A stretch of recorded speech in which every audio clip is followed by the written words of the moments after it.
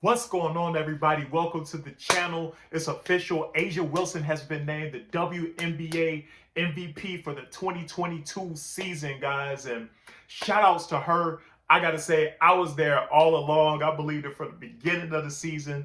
I think that, there were a couple threats she had throughout the season with Breonna Stewart was right there on her hair. She led the league in scoring. And then you had Kelsey Plum, who was killing it for all season long, and she was on her team at that. So that was kind of a threat to her MVP award. Breonna Stewart, Kelsey Plum finished 2 and 3 in the MVP voting, but ultimately it was A'ja Wilson that walked away with the award.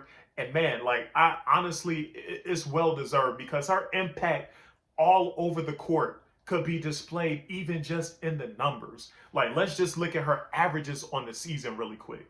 So for this season, she averaged 19.5 points per game, 9.4 rebounds, 2 assists, 1.9 blocks. She shot 50% from the field, 81% from the free throw line, 37% from the three, playing 30 minutes a night. And dig this, she did not miss one game this season. So she played all 36 games for the WNBA season.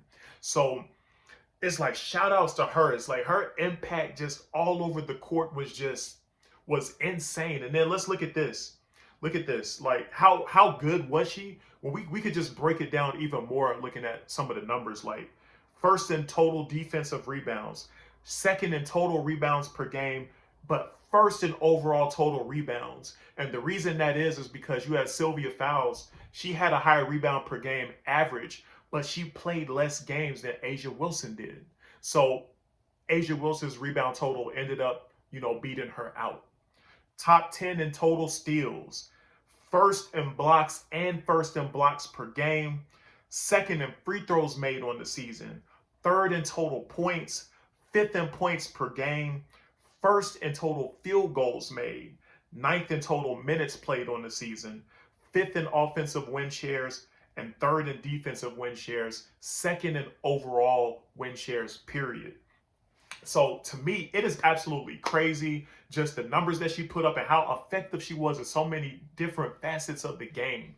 And it's like, honestly, her game is the perfect hybrid of a forward center that you want in your big in the WNBA in this day and age.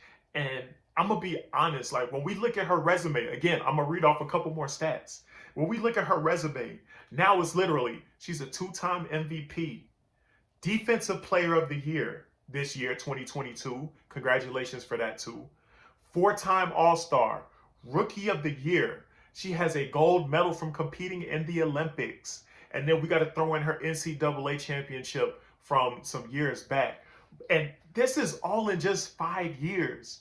This is 5 years. 2022 is her 5th season. And she has these accolades already. She has the accolades of keeping it a buck. She has the accolades of a Hall of Famer at this stage in 5 years. And it's like the only thing that's really missing from her resume at this point is just winning a WNBA title. And to me, this season, for her legacy, she has to do it. She has to do it. Not saying that there's not other opportunities, but just imagine, having a season where you won the MVP, the Defensive Player of the Year, and then you go on to win a WNBA championship and then potentially even be finals MVP. That's going to go down as literally one of the greatest WNBA seasons. And I think she has to do it because I feel like the Las Vegas Aces this season have kind of captured lightning in a bottle, where it's like they're literally probably the best show in basketball that's going right now. There's not an offensive team. There's not. I'm gonna just stop saying even offensive. There's not a team right now that is playing in basketball that is not only just as exciting, but just as talented and as good as what the Las Vegas Aces are doing, and especially when they play at their peak. At the very beginning of the season, they went on a crazy run and they were outplaying everybody by a long shot.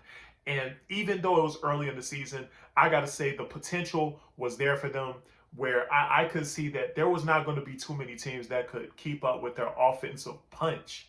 But it was clearly A'ja Wilson that was driving this bus. For the first 18, 19 games of the season, her points per game, it wasn't anything that was insane. She had a lot of 13-point outings and 15-point outings, but she contributed along with the rebounds and the blocks and the steals. She was having an all-around effort.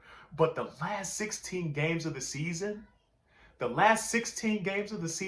she did not score under 20 points once. And then we got to keep in mind, she put up 17 double doubles throughout the entire WNBA season, which was pretty much the best of any WNBA player on the year. And then we got to look at this, obviously, this awesome playoff battle between the Seattle Storm and the Las Vegas Aces, where they ended up pulling it out. And I know Chelsea Gray, rightfully so, got plenty of shine. But after that 8-point outing that A'ja Wilson had in game one, A'ja Wilson went off after that. She put up 20 points every game after that. So it's like, she showed her MVP colors throughout the entire season from front to back. And now they're going to the WNBA Finals. And a big part of, well, not even just a big part, but for them to actually pull through and pull this off, she's going to have to play out of her mind, because both of these teams, between the Chicago Sky and Connecticut Sun, are going to be coming with it. They're going to be gunning for it. Both teams are, they're well-rounded teams.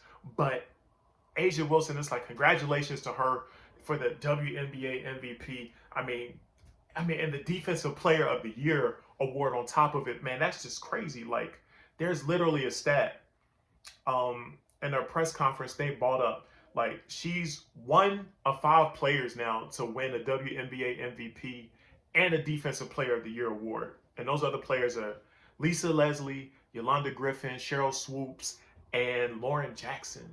So it's like, we just put that in perspective, those names. She's in the category with those names. And this isn't just some, pie in the sky sort of stat or even just award. But for her to have these accomplishments in 5 years, we're going to have to be talking about her in that category, of the greats, one of the greats that's playing.